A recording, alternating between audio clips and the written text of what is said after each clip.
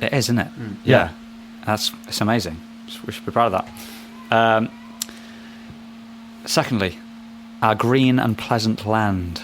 We have a fantastic physical nation, right? Our coastline, our country. We've got mountains, we've got beaches, our cities, our rivers, all this sort of thing. I know I'm sounding a little bit Radio 4, but like, it's amazing, right? Just think of the Highlands in Scotland, but think of like the sandbanks down on the south coast. All these like beautiful little towns and villages and incredible cities that all look so distinctive. You know, Cambridge and London and Glasgow and Edinburgh and all these different places. Mind you, I've slipped a few British ones in there, but you get my point, right? Sure. And then third and finally, our resilience, our hardiness, our stiff upper lip, right? This sort of like inbuilt thing in us to try and sort of do the right thing, finish the job, crack on with it. You know, we do a lot of moaning, but we always do the job whilst we're moaning. And the moaning is kind of an enjoyment thing as well, right? We all love a good moan. But yeah, I just think that's a really good, you know, we try not to make excuses, we crack on with it, and we all help each other out, right? And I think that's a fantastic thing that English people do. Obviously, that's not just English people. I'm sure people all over the world have that. But like, it's one thing that sticks out to me, that an English person is just like, yeah, just get stuck in, mate. Don't make an excuse. Like, crack on. That sort of thing. Yeah, man. So yeah, they're my 3 reasons, boys. Great. Okay. Yeah, I can't disagree with any of those. No, I think it's fantastic, man. Yeah, I think we're all going to say quite not similar things, but I think we're all going to sort of be rebounding off of each other here. Yeah, for sure. But with slightly different perspectives. Talking about that. Yeah, go for it, Adam. Sorry, can I just finish off my thing by saying what I'm drinking? Go on. Oh yeah, go for it. I've got a bottle here. What does this look like to you, boys? It's like Scotch. Yeah, it does. It does look like Scotch, doesn't it? It looks just like Scotch, but it's English. It's English. This is literally bamboozled English. me, Adam. Today, gentlemen, I'm drinking an English Scotch whiskey. No, just an English whiskey. I actually went to this distillery recently, a couple of weeks ago. This is the Cotswolds single malt whiskey, product of England, and this is absolutely fantastic. It's beautiful.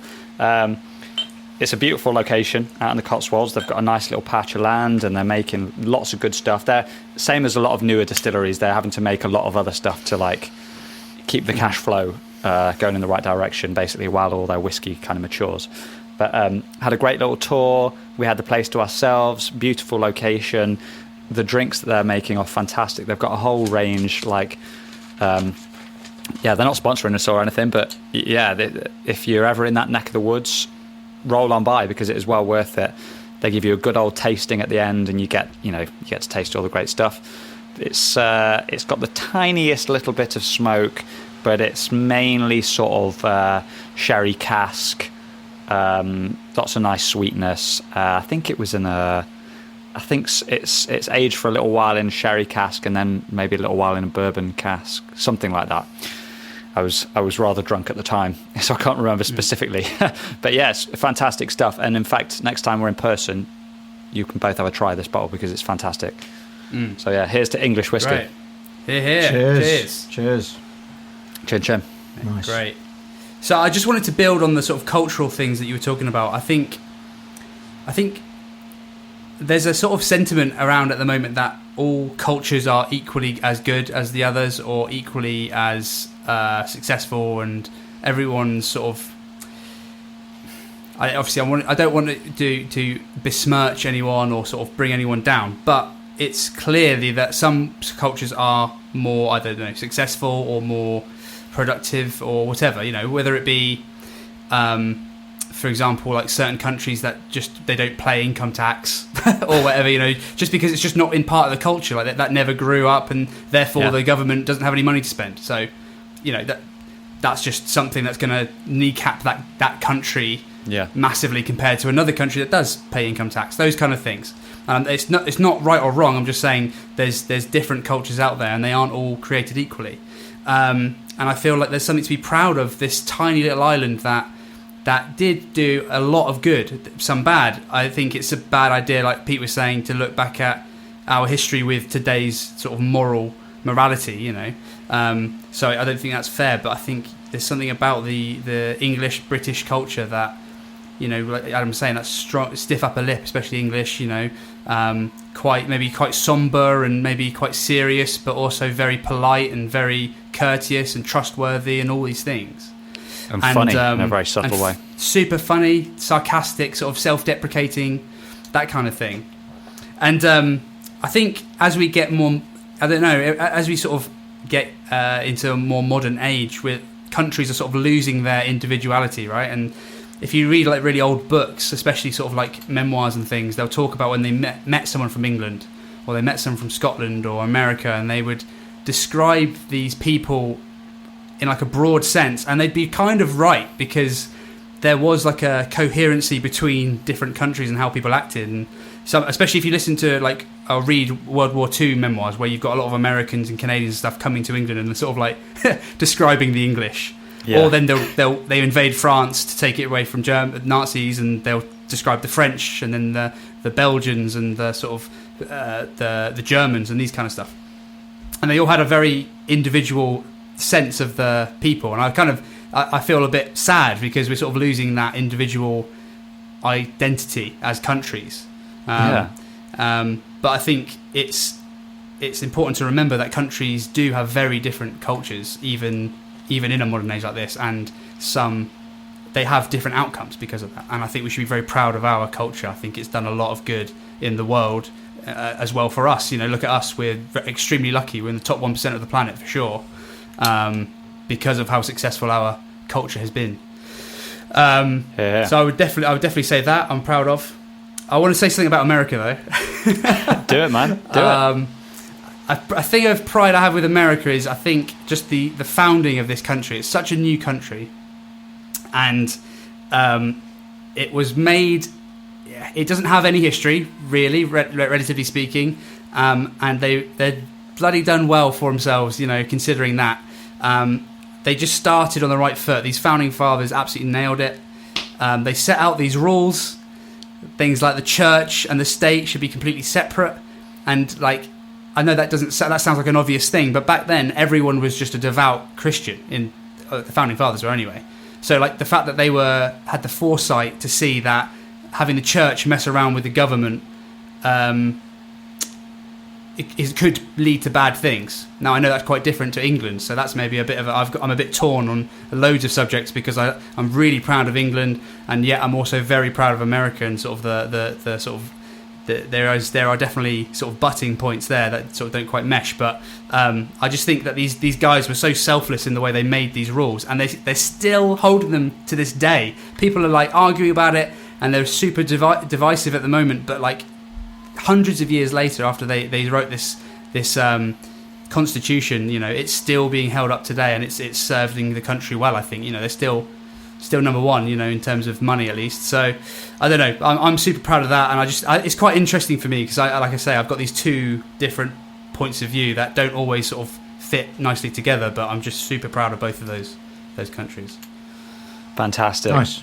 That's great. Yeah, and you know, like loads of different topics and conversations, there's not always a right answer, is there? It's not always clear cut. It's not always easy to answer, so that's fantastic. Yeah, sometimes we've just got to balance it up, haven't we? Yeah, that's it. But that's awesome. Yeah, I agree. I mean, I've got no sort of personal connection to America, but there are lots of things I admire about it. Can I just chime in? Of course.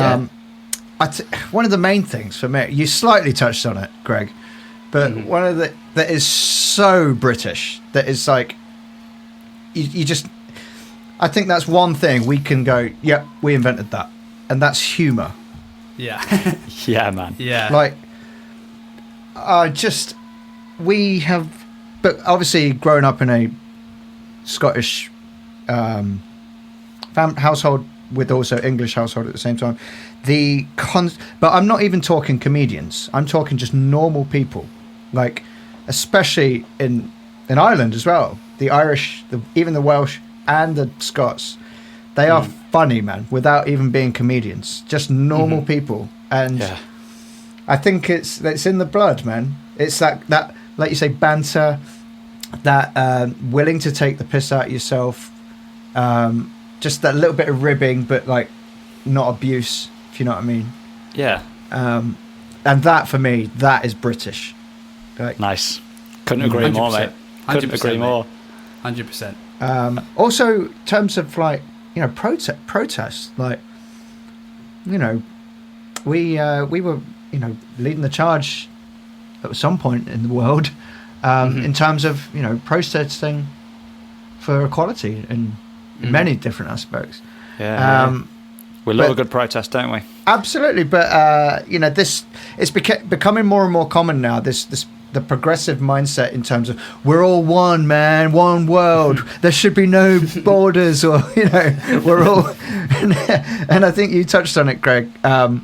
You know, someone who lives in Ethiopia does not know what it's like to live in Ukraine, or Mexico City, or Sydney, or you know what I mean. So no, we're not all one people.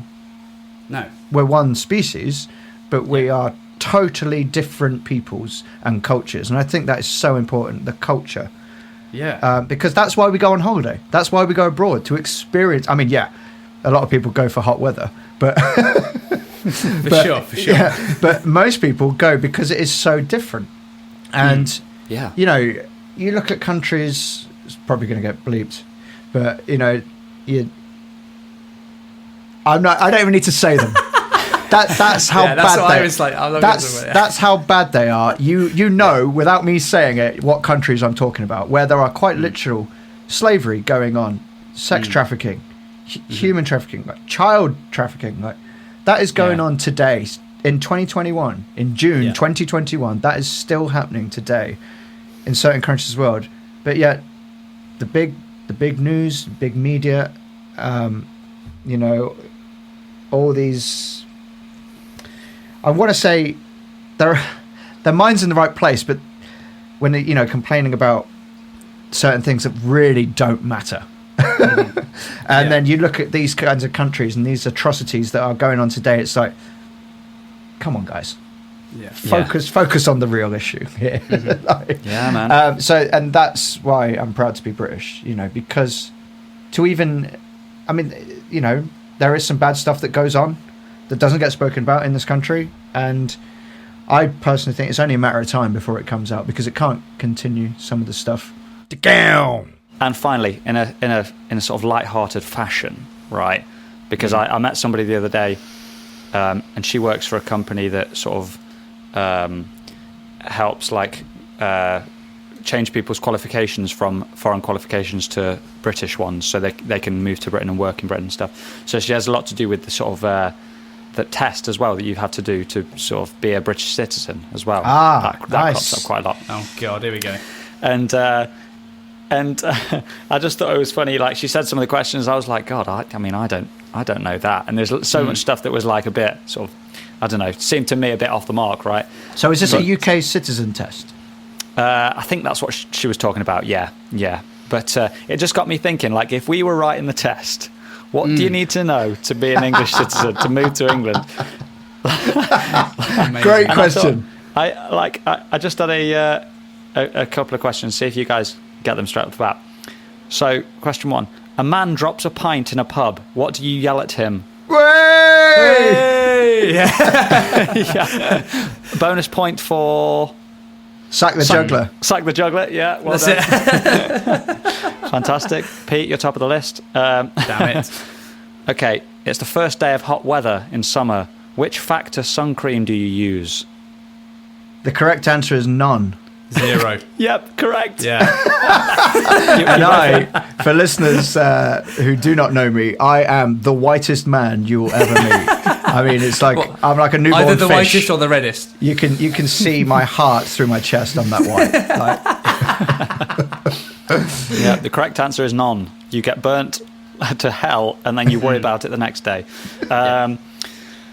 There are two reasons only an Englishman will wake up earlier than 5 a.m. What are they? Need to pee? No, you didn't have that? Could be on there, no. But wake up. Specific to Englishmen. To English? They're both kind of holiday related. Okay. Oh, to go to airport at daft Yep. o'clock. Yep.